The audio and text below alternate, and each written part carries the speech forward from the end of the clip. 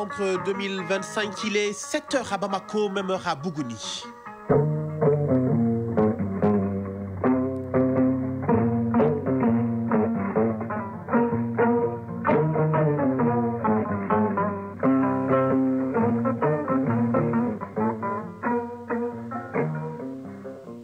Le journal, Moussa Papa Aïdara.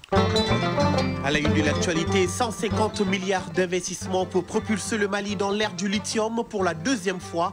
Le président de la transition, le général d'armée Assimi Goïta, est attendu ce lundi à Bougouni pour l'inauguration officielle de la nouvelle mine de lithium de Bougouni. Un symbole de souveraineté économique qu'acclame surtout la population de Bougouni, prête à accueillir le chef de l'État. Au-delà de l'inauguration, décryptage d'un projet minier stratégique pour le Mali. Eh bien, la voix du Mali sera entendue ce lundi à Samarkand en Ouzbékistan à la conférence générale de l'UNESCO qui réunit l'ensemble des États membres autour des grandes questions de culture, d'éducation et des sciences. Crise d'hydrocarbures, les artistes s'engagent pour sensibiliser la population, de la musique, des messages de paix et une forte dose de solidarité. C'est la recette de la caravane culturelle de l'unité lancée par le ministère de la Culture pour accompagner les populations durant cette crise d'hydrocarbures. Actualité hors de l'eau aux frontières présidentielles en Guinée, dernier jour pour le dépôt des candidatures ce lundi. Si le général Mamadi Doumbouya ne s'est pour l'heure pas déclaré candidat, peu d'observateurs doutent qu'il se présentera. En revanche, aucun des principaux partis politiques, l'UFDG, le RPG et l'UFR, n'a déposé de dossier de candidature. Et hier samedi, Donald Trump a affirmé préparer une éventuelle intervention militaire au Nigeria si Abuja ne mettait pas fin, selon lui, à une campagne de persécution contre les chrétiens. Et Istanbul accueille ce lundi une réunion des ministres des Affaires étrangères de 8 pays à majorité musulmane pour discuter de la situation à Gaza. Une rencontre qui se tient un peu plus de 3 semaines après l'entrée en vigueur d'un cessez-le-feu à Gaza. Et dans cette édition, on parlera bien sûr sport, football, Coupe du Monde des moins de 17 ans, Qatar 2025. La compétition donne son coup d'envoi ce lundi. Et puis le Tour cycliste international du Faso a connu son épilogue hier dimanche avec le sacre du Burkinabé, Paul Daumont. Mesdames, Messieurs, bonjour et bienvenue à cette édition. C'est ce lundi que le président de la transition, le général d'armée Assimi Goïta, inaugure la nouvelle mine de lithium de Bougouni exploitée par la société Kodal Mining Limit. À quelques heures de l'inauguration de la mine, le ministre de tutelle était hier sur les installations dans le but de s'assurer qu'est tout à fait prêt avant l'arrivée du chef de l'État. Le ministre des Mines s'est confié à nos envoyés spéciaux pour parler des symboles, les avantages de la nouvelle mine ainsi que les innovations du nouveau code minier. La synthèse avec Bourama Traoré. C'est un ministre des Mines très heureux qui arrive sur le site de lithium de Bougouni, heureux de la concrétisation d'une volonté présidentielle, celle de la valorisation des ressources naturelles du pays. Hors caméra, le professeur Amadou Keita fait le tour d'une infrastructure qui a un double symbole. Le premier, c'est le renforcement de la politique de diversification minière prônée par nos autorités. Comme nous le disons depuis quelque temps, ça veut dire que le Mali ne sera plus connu comme un pays seulement producteur d'or, mais aussi comme un grand pays producteur de lithium. Le deuxième symbole réside dans le fait que c'est la preuve du dynamisme de notre secteur minier qui est resté résilient malgré tous les problèmes que nous avons connus et qui aujourd'hui se positionne comme le socle du développement économique de notre pays. Au-delà de ce symbole, le Mali peut se targuer de disposer de deux mines aux impacts économiques énormes, traduisant ainsi dans les faits sa volonté de tourner le dos à certaines aides au goût amer. Aujourd'hui, la mine est à plus de 300 millions d'investissements dans le développement communautaire. Notre avantage, c'est pour les sociétés nationales partenaires de la mine qui aujourd'hui ont un gain de plus de 20 milliards de francs CFA en termes donc de fourniture de biens et aussi de prestation de services. L'autre avantage, c'est pour l'État du Mali en tant qu'actionnaire, qui aura des dividendes, mais aussi tous les paiements au titre des impôts et des taxes. Ces investissements et impacts ne seraient possibles sans l'élaboration et la mise en œuvre d'un nouveau code minier, un texte qui révolutionne le secteur avec ses nombreuses innovations. Autrefois, une mine pouvait produire des minéraux sur un lieu, les transporter sur un autre lieu pour faire le traitement. Aujourd'hui, si vous le faites, vous payez des taxes, disons des redevances pour l'État. Ça aussi, c'est une innovation. En termes d'innovation, il faut citer aussi les 5 fonds miniers qui ont été créés.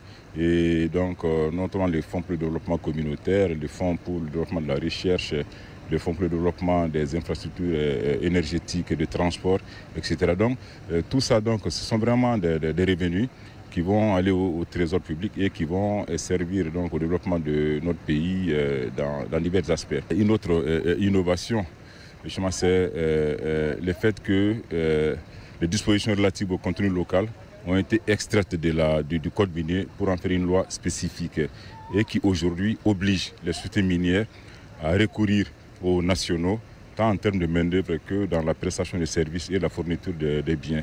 C'est un secteur minier innové dans un pays qui contrôle désormais l'exploitation de ses ressources naturelles. Se conformer à la nouvelle situation devient ainsi une exigence pour tout investisseur dans le domaine. Bougouni, Bourama Traoré, Aruna Diarra et Namori Diabaté pour l'ORTM. Restons avec vous, Bourama Traoré. Voyons à présent l'ossature de cette nouvelle mine de lithium de Bougouni. Et sachez que c'est un grand projet minier qui sera exécuté en 2 phases pour un investissement de plus de 150 milliards de francs CFA avec une production annuelle de plus de 200 000 tonnes de concentré de lithium. Dans cette nouvelle mine, l'État malien détient une participation totale de 35%, dont 10% de parts gratuites conformément au nouveau code minier. L'inauguration de la mine de lithium de Bougouni conforte la marche du Mali vers la réalisation d'une souveraineté économique et d'une croissance inclusive et équitable. À quelques heures de la mise en service de l'infrastructure, Bourama Traoré revient sur le contexte, les retombées de la mine et la vision présidentielle. Et de 2 pour le Mali. Moins d'1 an après l'inauguration de la mine de lithium de N'Gualamina, celle de Bougouni ouvre ses portes ce 3 novembre 2025, plaçant désormais le Mali dans le cercle restreint des pays au cœur de la transition énergétique mondiale, de quoi consolider également sa marche vers une souveraineté économique affirmée et assumée. Entre la crise sécuritaire et le développement, le Mali a su faire preuve de résilience. Rester droit dans ses bottes et œuvrer au bien-être collectif, le chemin est tout tracé non pas sans embûches, mais franchi grâce à une conviction. L'indépendance économique ne se décrète pas, elle s'arrache parfois au prix d'or. La nouvelle mine de lithium de Bougouni s'inscrit dans cette quête. Le lithium de Bougouni n'est pas qu'un simple projet minier. Il incarne l'un des plus grands investissements récents au Mali et comporte 2 phases importantes. La première, qui s'étend sur environ 4 ans, représente un investissement de 65 millions de dollars américains, soit près de 40 milliards de francs CFA, avec à la clé la production d'environ 120 000 tonnes de concentré de lithium par an. La seconde phase, prévue en 2028, va nécessiter une enveloppe de 180 millions de dollars américains, plus de 100 milliards de francs CFA, ce qui fera passer la production annuelle à plus de 200 000 tonnes de concentré de lithium. D'abord, l'État malien détient une participation totale de 35%, dont 10% de parts gratuites. Cela conformément au nouveau code minier. Cette participation de l'État permet surtout la redistribution équitable des richesses et des bénéfices à long terme. Ensuite, sur la durée de vie de la mine, la part du Mali pourrait atteindre près de 230 milliards de francs CFA, sans compter les emplois directs et indirects, ainsi que la réalisation d'infrastructures socio-économiques. Le lithium de Bougouni, plus qu'une extraction ou exploitation des matières premières, est une vision présidentielle, celle d'assurer l'autonomie économique du Mali. En d'autres termes, faire du secteur minier un moteur de la transformation nationale. C'est pourquoi, au-delà des chiffres, la nouvelle mine doit créer de la valeur ajoutée sur place et former des compétences locales. C'est dire qu'une nouvelle page de la marche du Mali vers une indépendance économique doit s'écrire ce 3 novembre 2025 dans un contexte sécuritaire et géopolitique combien difficile. Les populations de la région de Bougouni entendent réserver un accueil de grand jour au président de la transition. Le général d'armée Assimi Goïta serait dans les heures qui suivent sur le site de la société Kodal Mining Limited pour lancer les activités d'exploitation de cette deuxième mine. Cette installation minière ouvre de nouvelles perspectives économiques au Mali de Bougouni. La correspondance de Agali Agagissar.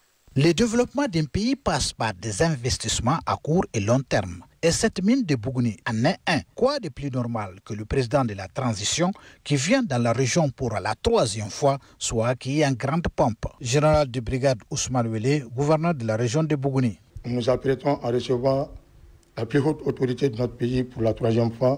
Nous souhaitons vraiment une forte mobilisation de l'ensemble des couches sociales de la région. Dambélé Adjaratou Doumbia, représentante de la CAFU. Nous, les femmes de la ville de Boukouni ainsi que celles des campagnes, sommes prêtes à les recevoir. Les préparatifs vont bon train dans toutes les localités de la région.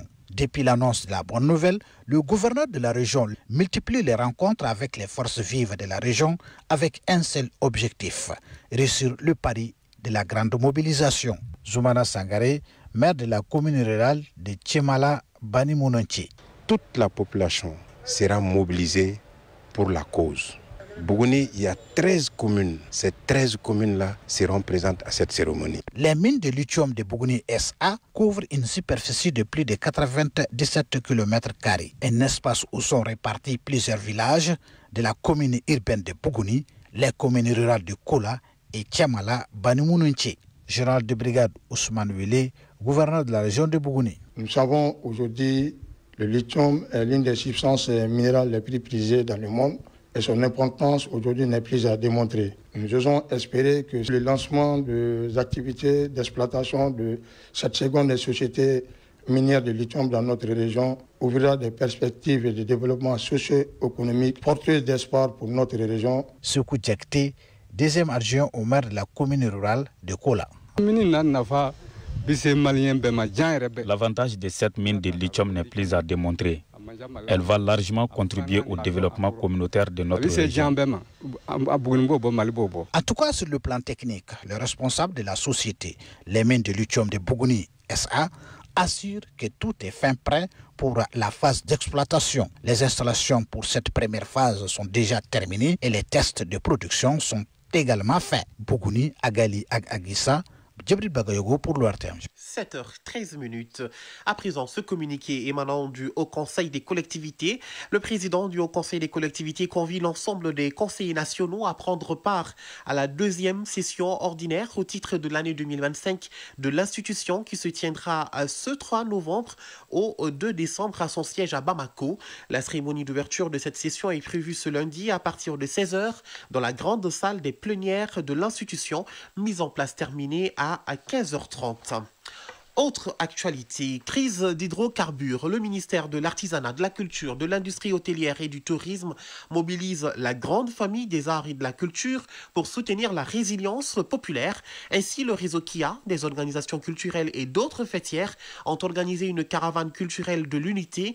Il s'agit de mettre les artistes à contribution sur certains sites de distribution des hydrocarbures pour véhiculer bien sûr des messages de civisme et la résilience. La caravane était présidée par les ministres en charge de la culture et de la communication. Cheikh Oumar Sangaré. Face à la pénurie de carburant, la résilience des Maliens se manifeste. Pour maintenir ce cap, le ministre en charge de la culture, un véritable chef d'orchestre et en compagnie de son collègue de la communication, mobilise les artistes à travers la caravane culturelle de l'unité. Objectif, mettre les artistes en contribution pour rappeler la nécessité de tenir face à cette épreuve qui nous est imposée par les obscurantistes. Mahmoud Dafé, ministre de l'Artisanat, de la Culture, de l'Industrie hôtelière et du Tourisme. La résilience et la force de la jeunesse du Mali, du peuple du Mali, parce qu'un grand peuple se révèle en des moments comme ça. Vous savez, notre Dambé, c'est notre boussole pour le combat, pour notre renaissance, pour notre souveraineté. C'est une opportunité pour réinventer notre nation. Et donc je pense que la réinvention du nouveau Mali a commencé et la renaissance a commencé.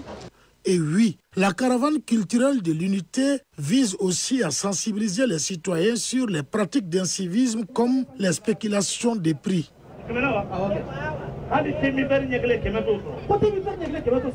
À travers un sketch, les artistes comédiens nous rappellent les vertus de notre société et dénoncent les pratiques malsaines dans les circuits de distribution des hydrocarbures.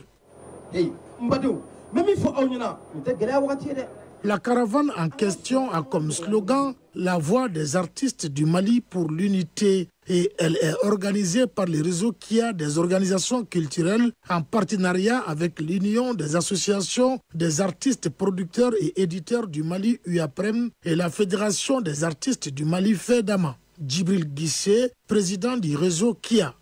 Le Mali est connu comme un pays de résilience, un pays de grands hommes qui a connu des défis plus que ça.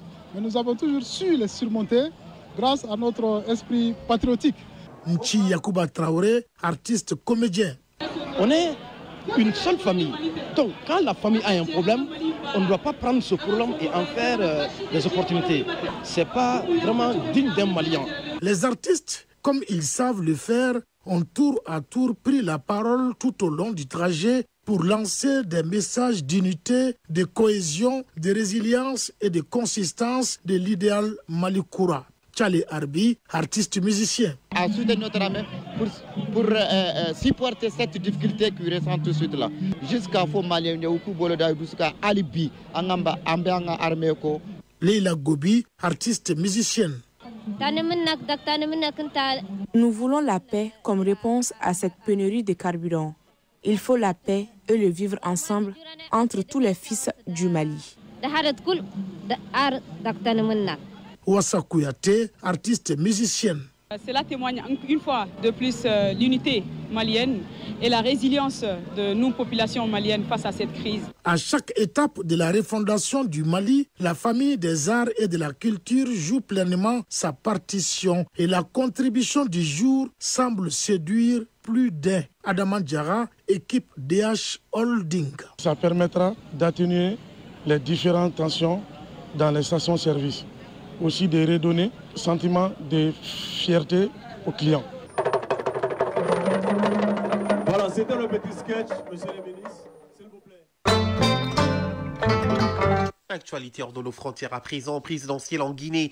Dernier jour, ce 3 novembre 2025, pour déposer à la Cour suprême les dossiers de candidature à l'élection présidentielle du 28 décembre prochain. Si le général Mamadi Doumbouya ne s'est pour l'heure pas déclaré candidat, peu d'observateurs doutent qu'il se présentera. En revanche, aucun des principaux partis politiques, l'UFDG, le RPG et l'UFR, n'a déposé de dossier de candidature. Leurs leaders sont d'ailleurs exclus juridiquement du processus. Seuls quelques acteurs politiques de moindre ont annoncé avoir déposé leur dossier ou le feront ce lundi. Au Cameroun, une nouvelle phase des manifestations post-électorales démarre aujourd'hui dans les villes du Cameroun. Issa Chiroma Bakari, candidat déclaré deuxième de l'élection présidentielle et qui a rejeté ses résultats, appelle à des villes mortes pour 3 jours, ce qui veut dire en théorie que tout doit être fermé. Les administrations, les commerces, les écoles et les transports seront à l'arrêt. Le Nigeria propose une rencontre à Donald Trump après des menaces proférées par le président américain. Hier, bien sûr, Donald Trump a affirmé préparer une éventuelle intervention militaire au Nigeria si Abuja ne mettait pas fin, selon lui, à une campagne de persécution contre les chrétiens qu'il impute à des groupes djihadistes. Abuja rejette ces accusations ainsi que toute lecture exclusivement religieuse des violences en cours dans le pays. Dans un message publié sur les réseaux sociaux, le président Bola Tinubu a nié que les chrétiens soient davantage visés que les autres communautés. Istanbul accueille ce lundi une réunion des ministres des Affaires étrangères de 8 pays à majorité musulmane pour discuter de la situation à Gaza. Il s'agit des Émirats arabes unis, Qatar, Jordanie, Pakistan, Indonésie, Arabie saoudite, Égypte et la Turquie. Une rencontre qui se tient un peu plus de 3 semaines après l'entrée en vigueur d'un cessez-le-feu à Gaza. Et pour la Turquie, pays hôte, il s'agit à la fois d'aider à maintenir le cessez-le-feu et de réaffirmer son rôle dans ce dossier.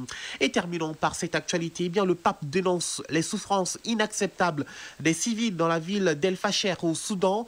Au terme de la prière d'Angelus hier, Léon XIV a dénoncé les exactions commises notamment dans la ville d'El Fasher au Soudan et exhorté la communauté internationale à se mobiliser. Le souverain pontife a également demandé aux fidèles de prier pour la Tanzanie où il a été rappelé après les récentes élections. Les affrontements ont fait de nombreuses victimes. Le pape a exhorté toutes les parties à éviter toute forme de violence et à emprunter la voie du dialogue.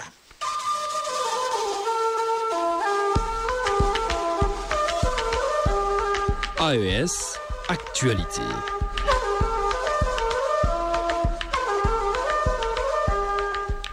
La coopération sanitaire sino-burkinabé se renforce à travers la remise d'un important lot de matériel médical au centre hospitalier régional de Koudougou. L'ambassadeur de la République populaire de Chine au Burkina, à travers ce don, veut renforcer l'offre de soins dans cet hôpital construit dans les années 88. Albéric Bationo de la radio du Burkina. Le matériel remis au CHR de Koudougou est composé de consommables médicaux et d'équipements techniques estimés à environ 4 500 000 francs CFA. Ce don contribuera à améliorer davantage la qualité de l'offre de soins au profit des populations, selon les représentants de la directrice générale du CHR, Jean-Marie Madioko Ema. Nous sommes dans une structure de soins, dont les consommateurs sont toujours les bienvenus pour les différents services de soins. En plus de ces soutiens, l'ambassadeur de Chine au Burkina et la délégation médicale chinoise ont annoncé un financement de 30 millions de francs CFA pour l'extension du service de pédiatrie du CHR de Koudougou. Ce geste traduit la volonté de la Chine de consolider la coopération médicale et sanitaire entre les deux pays, a souligné le diplomate Zhao Denyong. Après la reprise des relations diplomatiques entre la Chine et le Burkina Faso il y a 7 ans, la coopération sanitaire constitue toujours un pilier de notre collaboration bilatérale. Et on pourrait dire que le CHR de Koudougou, l'hôpital de l'amitié de Koudougou, c'est un symbole, on pourrait dire, particulier dans cette collaboration. Cet hôpital a été construit par la Chine dans les années 80. Donc on pourrait dire que CHR Koudougou constitue un résultat tangible pour la coopération sanitaire sino-burkinabé. La cérémonie a été suivie d'une visite guidée des différents services de l'hôpital. À l'issue de cette tournée, l'ambassadeur et sa délégation ont rendu hommage aux médecins chinois qui ont perdu la vie à Koudougou dans l'exercice de leur mission. La Légion numéro 3 de la Gendarmerie nationale de Zinder a un nouveau chef. Il s'agit du colonel Maliki Di Kamaye Abdou. La cérémonie officielle de passation de commandement s'est déroulée hier sous la présidence du commandant de la gendarmerie territoriale en présence du gouverneur de la région de Zinder. Compte rendu Kassoum Moutari de la radio du Niger. Placé sous le haut patronage du colonel Adam Nayusa, commandant la gendarmerie territoriale, cette cérémonie officielle entrant dans le cadre de la passation du commandement de la Légion numéro 3 de Zinder de la gendarmerie nationale entre le lieutenant-colonel Harouna Moussa sortant et le colonel Maliki Di Kame Abdou entrant s'est déroulée dans une ambiance purement militaire. Le nouveau commandant de la Légion numéro 3 de gendarmerie de Zinder est admis dans le corps de la gendarmerie nationale pour la formation d'élèves gendarmes en 1990. À son actif, plusieurs formations militaires et professionnelles de base au centre d'instruction de Tondebia, celle de la gendarmerie de Niamey, celle d'officiers de police judiciaire à Niamey également, admission à l'école des forces armées de Bouaké en Côte d'Ivoire, d'où il sort sous-lieutenant en 2000. Formation de commando d'Archange d'Abidjan, brevet de parachute en 1999 en Côte d'Ivoire. Il a également suivi des stages d'application en gendarmerie à Moramanga en Madagascar et technique de maintien d'ordre au Cameroun. Le colonel Maliki Di Kame Abdou est titulaire du diplôme d'état-major avec soutenance d'un mémoire à Yaoundé au Cameroun, brevet de l'enseignement supérieur militaire du second degré de l'école de guerre de Yaoundé au Cameroun, diplôme des études de défense et de stratégie, thèse des modules 1, thèse de séminaire et thèse finale. Il a occupé des postes notamment à Tawa, à Niamey à travers plusieurs services, à Zinder, à Tulaberi, à Akokan et au groupement de gendarmerie territoriale de Difa. Allez, je vous amène à présent en Ouzbékistan pour parler de la conférence générale de l'UNESCO qui se déroule présentement à Samarcande. Les déclarations de politique générale des États membres se poursuivent et celle du Mali est attendue ce lundi. Eh bien, le temps avait été donné hier à Bamako, bien sûr ici à Bamako, à la faveur d'un atelier préparatoire. C'est ce qu'affirme le professeur Diallo Kadja Maïga. Elle est la présidente de la Commission nationale pour l'UNESCO au Mali. Elle répond aux questions de nos envoyés spéciaux en Ouzbékistan, Yaya Konaté et Abdul Salam Bambara. Les commissions nationales font une réunion avant le début de la conférence générale.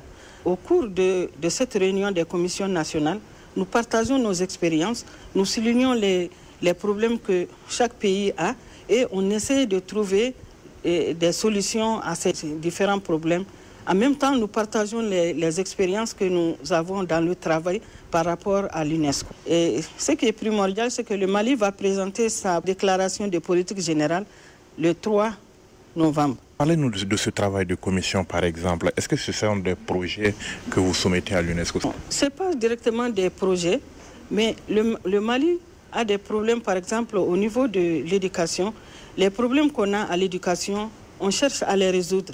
Et pour essayer de les résoudre, il faut présenter un programme du Mali, parallèlement au programme de l'UNESCO qui va à la résolution de ces problèmes. Nous avons fait des recommandations au niveau de l'atelier préparatoire qui concerne l'éducation, la culture. Toutes les commissions ont fait des recommandations. Et ces recommandations-là, on va les défendre au niveau des commissions qui se trouvent à la conférence générale pour qu'on puisse les valider et pour que l'UNESCO puisse aider le Mali à résoudre ces problèmes qu'on avait soulevés au niveau de l'atelier préparatoire. Alors, quelles sont vos attentes par rapport à cette 43e conférence qui se tient ici à Samarkand?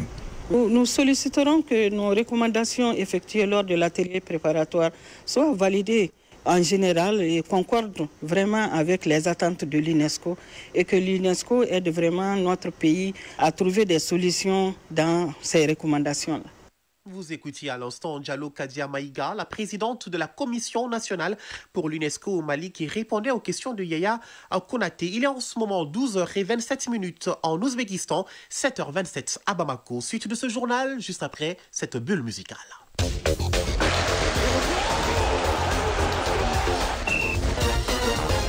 Du sport à présent, football, avec les compétitions africaines des clubs, le tirage au sort des groupes de la Ligue des Champions et de la Coupe de la Confédération sera effectué ce lundi. Et Coupe du Monde des moins de 17 ans, Qatar 2025, la compétition donne son coup d'envoi également aujourd'hui.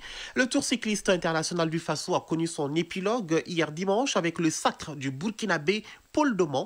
Et parlant de la Coupe du Mali de basketball, les affiches de la finale hommes et dames sont toutes désormais connues. On en sait plus avec Fotigi Tunkara. Les affiches de la finale des dames Coupe du Mali de basketball sont toutes désormais connues, aussi bien chez les hommes que chez les dames. C'est là à l'issue de la dernière demi-finale qui a opposé hier dans la salle Abdallah Mohamed Aïdra au stade du 26 mars de Irimadio, l'AS Police au CRBT, champion du Mali en titre. Victoire du CRBT qui l'emporte 85-73. Le CRBT croisera en finale homme. Le stade malais de Bamako tombèrent en demi-finale samedi du CMK 66-53. Chez les dames, les Djolba AC et l'ASRA de Bamako s'affronteront en finale dans l'espoir de sauver leur saison avec au moins un trophée. En demi-finale disputée samedi dans la salle Abdallah Maman Aïdra au stade du 26 mars de Irimadio, les Djolba AC a éliminé le stade malais de Bamako 72-55. Champion en titre, le stade malais de Bamako ne réalisera pas cette année le double coupe championnat. Dans l'autre demi-finale des dames, l'ASRA de Bamako a écarté le CBD de Koulikoro 56-50. Compétition africaine des clubs, le stade malais de Bamako en Ligue des Champions et les Djolba AC en Coupe de la Confédération connaîtront leurs adversaires des groupes au terme du tirage au sort prévu ce lundi dans les studios de Supersport à Johannesburg en Afrique du Sud à partir de 13h heure locale mais 11h temps universel. Le format du tirage place les 16 équipes dans 4 pots de 4 équipes en fonction du classement quinquennal des clubs. En Coupe de la Confédération, les Djolba AC figurent dans le pot 2 en compagnie de Stellenbosch d'Afrique du Sud, Al Masry d'Égypte et de l'AS Manima Union de la RDC. Première certitude déjà, ces clubs ne se croiseront pas dans la phase des poules mais auront comme adversaires les équipes du pot 1, les Amalek d'Égypte, le Wydad AC de Casablanca, le SM Alger et le CR Belouizdad, puis les équipes du pot 3. Il s'agit en l'occurrence des Kaizer Chiefs d'Afrique du Sud, AS Otoyo du Congo-Brazzaville, FC San Pedro de Côte d'Ivoire et Nairobi United du Kenya. Enfin, les équipes du pot 4 que sont Olympique Safi du Maroc, Zesco United de la Zambie, Azam FC et Sigda Black Star de la Tanzanie. En Ligue des Champions, aux environs de 14h heure locale, mais 12h temps universel, le stade malais de Bamako sera dans le pot 4 en compagnie de la GS Kabylie d'Algérie, Power Dynamo de la Zambie et Saint-Éloi Lupopo de la RDC. On retrouve dans le pot 1 Al Ahly d'Égypte, Mamelodi Sundowns d'Afrique du Sud, Espérance Sportive de Tunisie et la Renaissance Sportive de Berkane. Le pot D est composé de Simba SC de Tanzanie, Pyramide FC d'Égypte, Al Hilal du Soudan et Young African de Tanzanie. Le pot 3 est constitué de Petro Atlético Luanda, AS FAR de Rabat, Mouroudia Club d'Alger et River United du Nigeria. L'ancien international camerounais Alexandre Song et la légende zambienne Christopher Katongo ont été désignés pour officier en tant qu'assistants de ces tirages au sort. Coupe du monde des moins de 17 ans, Qatar 2025, la compétition donne son coup d'envoi ce lundi. 8 rencontres sont au programme de cette journée inaugurale de cette édition expérimentale du mondial U17 qui se jouera pour la première fois avec 48 équipes au Qatar. Le programme prévoit ce lundi Afrique du Sud, Bolivie à 12h30, Costa Rica, Émirats Arabes Unis à 12h30 également, Sénégal, Croatie à 13h, Japon, Maroc à 13h30, Argentine, Belgique à 14h45, Nouvelle-Calédonie, Portugal à 15h15, Qatar, Italie à 15h45 et Tunisie, Fidji à 15h45. Le Mali, qui figure dans le groupe L, effectue sa première sortie mercredi. Ce sera contre la Nouvelle-Zélande à partir de 14h45. Du cyclisme pour terminer, le Burkinabé Paul Dumont remporte le 36e Tour du Faso 2025. Le cycliste burkinabé Paul Dumont a remporté ce dimanche la 10e et dernière étape entre Sapone et Ouagadougou en conservant dans la foulée le maillot jaune. Le coureur burkinabé, déjà vainqueur du maillot jaune en 2023, signe sa 10e grande victoire au Tour du Faso et inscrit une fois de plus son nom dans l'histoire de cette compétition. Il a couru 118,25 km avec un critérium de 14,250 km x 5 à Ouaga en 2h30 minutes 5 secondes, soit une vitesse moyenne de 45,274 km à l'heure, juste devant le Malien Tchemogo Djamtene, arrivé deuxième. Sur les 10 étapes du Tour, le Burkina Faso en a remporté 5 et Paul Dumont seul a décroché 4 de ces étapes. Au classement général, il remporte non seulement le maillot jaune, mais aussi le maillot vert. Le Burkina Faso finit première équipe au classement général, suivi du Maroc et de la Belgique. Pour rappel, 12 équipes d'une dizaine de pays ont participé à cette 36e édition du Tour cycliste international du Faso. Il s'agit entre autres du Burkina Faso naturellement, du Mali, du Niger, de la Côte d'Ivoire, du Togo, du Bénin, du Cameroun, du Maroc et de la Belgique. 7h32, voilà l'essentiel de ce que vous êtes en droit de savoir pour cette première édition. Présentation Moussa Papa Idara, mise en onde bien assurée par Mamadou Bidialo, mise en ligne Mohamed Koulibaly, réalisation, coordination Ousmane Dao, que vous retrouverez d'ailleurs pour l'édition de 13h. Tout de suite, la page météo, juste après Fatim Dambélé sera là pour les avis et communiquer. Mesdames, Messieurs, merci à tous pour votre attention, prenez soin de vous et des autres et n'oubliez surtout pas, gardez le sourire, quoi qu'il arrive, fructueuse journée à tous sur le RTM.